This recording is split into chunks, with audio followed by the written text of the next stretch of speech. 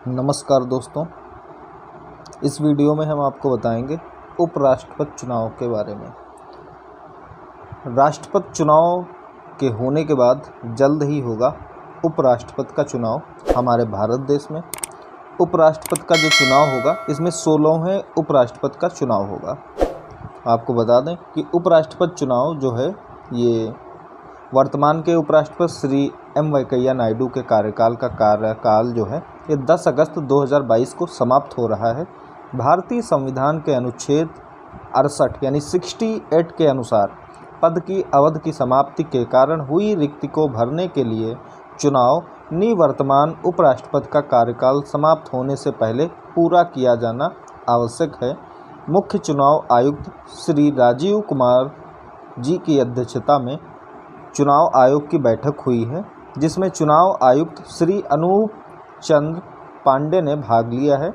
बैठक में उपराष्ट्रपति के कार्यकाल के लिए चुनाव कार्यक्रम को अंतिम रूप दिया गया है। राष्ट्रपति और उपराष्ट्रपति चुनाव अधिनियम 1952 और राष्ट्रपति और उपराष्ट्रपति चुनाव नियम 1974 के साथ संविधान के अनुच्छेद 324 ने उपराष्ट्रपति के कार्यकाल के चुनाव के संचालन का अधीक्षण, निर्देशन और नियंत्रण भारत निर्वाचन आयोग में निहित किया गया है। चुनाव आयोग को यह सुनिश्चित करना अनिवार्य है कि उपराष्ट्रपति के पद का चुनाव स्वतंत्र और निष्पक्ष होना चाहिए और आयोग अपनी संवैधानिक जिम्मेदारी का निर्वहन करने के लिए सभी आवश्यक कदम उठा रहा है। भारत निर्वाचन आयोग को आज 16वें उपराष्ट्रपति चुनाव के लिए चुनाव कार्यक्रम की घोषणा करने का सौभाग्य और सम्मान प्राप्त हुआ है। उपराष्ट्रपति और राष्ट्रपति चुनाव अधिनियम 1952 की धारा 4 खंड 3 में प्रावधान है कि चुनाव के लिए अधिसूचना निवर्तमान उपराष्ट्रपति के कार्यकाल की समाप्ति के 60 दिन पूर्व या उसके बाद जारी की जाएगी। भारतीय संविधान के अनुच्छेद 66 यानी 66 के अनुसार उपराष्ट्रपति का चुनाव संसद के दोनों सदनों के सदस्यों से मिलकर बने निर्वाचक मंडल के सदस्यों द्वारा आनुपातिक प्रतिनिधित्व प्रणाली के अनुसार एकल संक्रमणीय मत के माध्यम से किया जाता है। 16वें उपराष्ट्रपति चुनाव 2022 के लिए निर्वाचक मंडल में निम्न शामिल चीज़ें हैं। नंबर 1, राज्यसभा के 233 निर्वाचित सदस्य हों। नंबर 2, राज्यसभा के 12 मनोनीत सदस्य और नंबर 3, लोकसभा के 543 निर्वाचित सदस्य हों। निर्वाचक मंडल में संसद के दोनों सदनों के कुल 788 सदस्य होते हैं। चूंकि निर्वाचक मंडल के सभी सदस्य संसद के दोनों सदनों के सदस्य हैं, इसलिए प्रत्येक संसद सदस्य के मत का मूल्य समान होगा, अर्थात 1 होगा। संविधान के अनुच्छेद 66 खंड 1 में प्रावधान है कि चुनाव आनुपातिक प्रतिनिधित्व प्रणाली के अनुसार एकल संक्रमणीय मत के माध्यम से होगा और ऐसे चुनाव में मतदान गुप्त मतदान होगा। इस प्रणाली में निर्वाचक को उम्मीदवारों के नामों के सामने वरीयताएं अंकित करनी होती हैं। वरीयता को भारतीय अंकों के अंतर्राष्ट्रीय रूप में, रोमन रूप में या किसी भी मान्यता प्राप्त भारतीय भाषाओं के रूप में चिन्हित किया जा सकता है।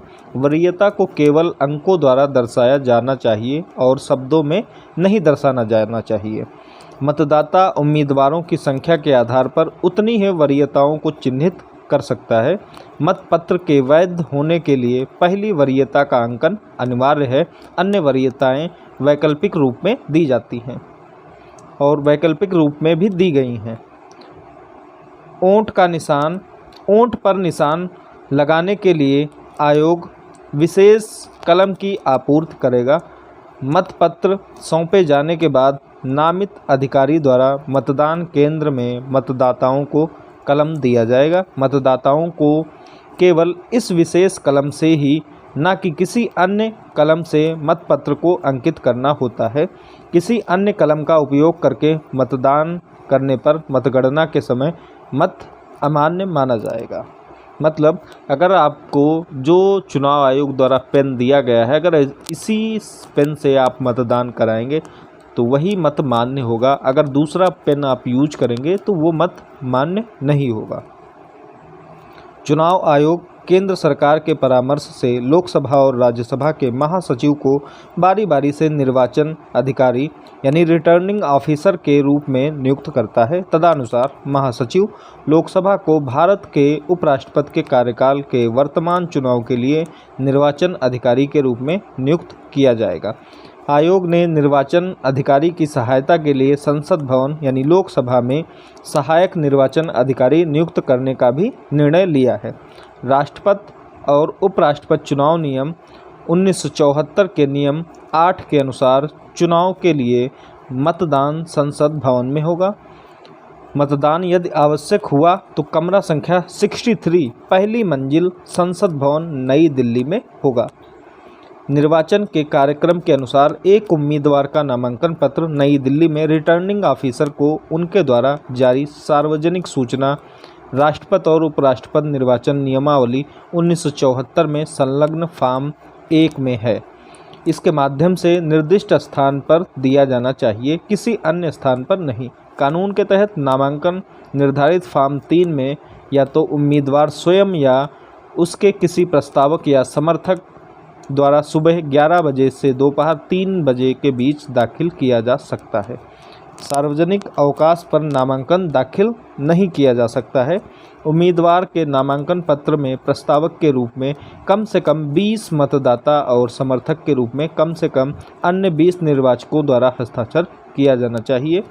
एक निर्वाचक या तो प्रस्तावक या समर्थक के रूप में उम्मीदवार के केवल एक नामांकन पत्र पर अपना हस्ताक्षर कर सकता है तथा राष्ट्रपति और उपराष्ट्रपति निर्वाचन अधिनियम 1952 की धारा 5 द्वारा नियंत्रित होता है। एक उम्मीदवार अधिकतम 4 नामांकन पत्र दाखिल कर सकता है। निर्वाचन के लिए जमानत राशि 15,000 रुपये है, जिसे नामांकन पत्र के साथ जमा करना आवश्यक है या नामांकन दाखिल करने से पहले इस प्रायोजन के लिए भारतीय रिजर्व बैंक या सरकार से संबंधित लेखा शीर्ष के तहत खजाने में जमा किया जाना चाहिए।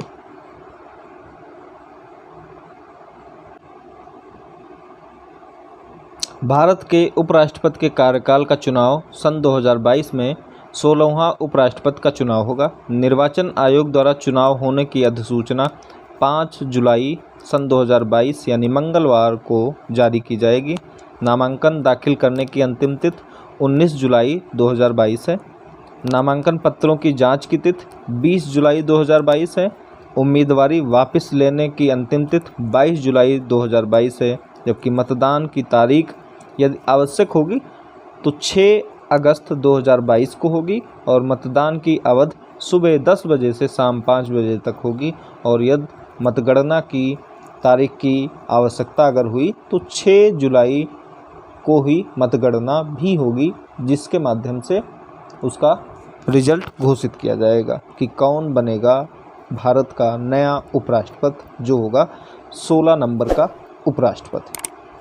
तो अगर ये वीडियो आपको अच्छा लगे तो इसे लाइक और शेयर ज़रूर कर दीजिएगा। अगर आप चैनल पर नए हैं तो सब्सक्राइब भी कर दीजिएगा। तो मिलते हैं अगले वीडियो में। Thank you.